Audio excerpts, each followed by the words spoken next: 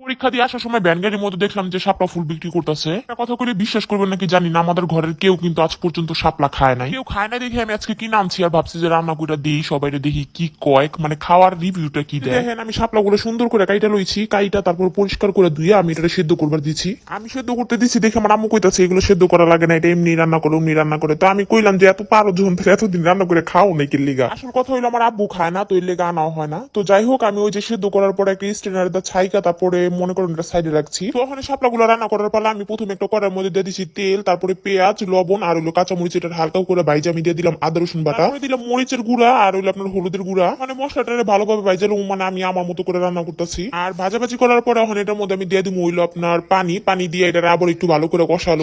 আজকে আমি রান্না করবো ইলিশ মাছের মাথা দিয়ে। আমার কাকি কইতাছিল যে ইলিশ মাছের মাথা দিয়ে রান্না করলে নাকি বেশি মজা লাগে। ইলিশ মাছের মাথাটা ভালোভাবে গুঁড়ো গুঁড়ো করে ভাঙ্গে ওইটার মধ্যে হলুদ মরিচ আর হালকা একটু তেল দিয়ে মাখা রাখছিলাম। ইলিশ মাছের মাথাটা ওখানে আমি এই যে তরকারির মধ্যে দিয়ে দিলাম, দিয়ে এটা ভালোভাবে কষামু, মানে মাথাটাও জানি ভাজা ভাজা হয়ে যায়। মশলাটা কম দিচ্ছি জানি ইলিশ মাছের গ্রানটা একটু মনে করেন যে সুন্দর সুন্দর করে আসে। তো যাই হোক, এই যে দেখেন ইলিশ মাছের মাথাটা কিন্তু আমি ভালোভাবে ভাজা লইতেছি। ভাজা ভাজা করে এটার মধ্যে যখন তেল উঠবো তখন এটার মধ্যে আমি দিয়ে দেবো শাপলা। শাপলাটা দেওয়ার পরে আমি মনে করেন যে মশলার লোকে শাপলাটা একেবারে ভালোভাবে কষাবো। মানে আমি আপনাকে একটা মজার কথা কই, আমি যখন শাপলাটা কিনে আনছি আমার ছোট বোনরা মনে করছে কি আমি মনে হয় ফুল টুল দেখে লেগে কিনে আনছি। ওরা মনে করেন এই যে এটা আমি রান্না করুম, তো ওরা কি করছে ফুল একটা নিয়ে তো অলরেডি ছিঁড়ামিরা কি অবস্থা করে ফেলাইছে। পরে আমি চিল্লাচিল্লি করছি যে এটা আমি রান্না করুম। ওরা মনে করছে যে আমি মনে শয়তানি করতেছিলাম। পরে যখন দেখছে যে আমি সত্যি সত্যি রান্তাছি তারপর যা বিশ্বাস করছে। তো যাই হোক, এত ছোট মানুষ বুঝে না আমি এত বড় হয়ে আমি এখনো খাই নাই, আর ওরা কেমনে খাইবো। তো এই যে দেখেন আমি শাপলাটারে ভালোভাবে কষা লইছি, ওখানে আমি এখানে দিয়ে দিব পানি। দেওয়ার পরে আমি এটা ঢাইকা ঢাইকা রান্না করে লমু, মানে আমার যতটুকু মনে করেন ঝুল ঝুল দরকার অতটুকু করে আমি রান্না করে লমু। এর মাঝখানে আপনার একটা কথা কই, আপনার কাছে কার কার আমার ভিডিও গুলো ভালো লাগে অবশ্যই কমেন্ট করে জানাবেন, আমার পেজটা কিন্তু ফলো করে দিবেন। আর শেষে আমি দিয়ে দেবো হালকা একটু জিরা গুঁড়া। এটা রান্না করার সময় ইলিশ মাছের গ্রানটা এত সুন্দর ভাবে আইতাছিল, আমি রান্না করার সময় মনে মনে কইতেছিলাম যে এটা আমার আব্বুরে আগে খাওয়ামু, হ্যাঁ যেহেতু খায় না হ্যাঁ দিয়ে আগে শুরু করা। কিন্তু কপাল খারাপ, আব্বুরে দেওয়ার আগে শেষ হয়ে গেছিল। রান্নাটাও কিন্তু দেখতে অনেক সুন্দর হয়েছে, এই যে দেখেন কি সুন্দর হয়েছে। এখন এটা হলো খাওয়ার পালা, তো করা শেষ। ওখানে খাওয়া দিয়ে যে কেমন হয়েছে, যখন আমি খাইতে বসে আমার ছোট বোন আমার দিকে তাকা রয়েছে, এক্সপ্রেশন দেখবো তারপরে খাইবো। তো আমি প্রথমে মনে করেন যে বেশি বেশি করে বাইরে রয়েছে যে না আমি খামু, গরম গরম ভাত দিয়ে গরম গরম তরকারি। বুঝে না আমার রান্না আমার কত কনফিডেন্স, আমি আগে রান্না করে খাইবার পর করছি, ভালো হইলো নাকি খারাপ হইলো ওটা পরের ব্যাপার। তো আমি সুন্দর করে মাখা জাখা একবারে মুখে দিলাম, ভাই অনেক অনেক অনেক মজা হয়েছে। আপনারা চাইলে কিন্তু অবশ্যই এইভাবে রান্না করে খাইবার পারেন, মানে যারা যারা আমার মতো খান নাই, আর যারা খাইছে না এরা তো রান্না করতে পারে। আজকের এই ভিডিওটি এই পর্যন্তই ছিল।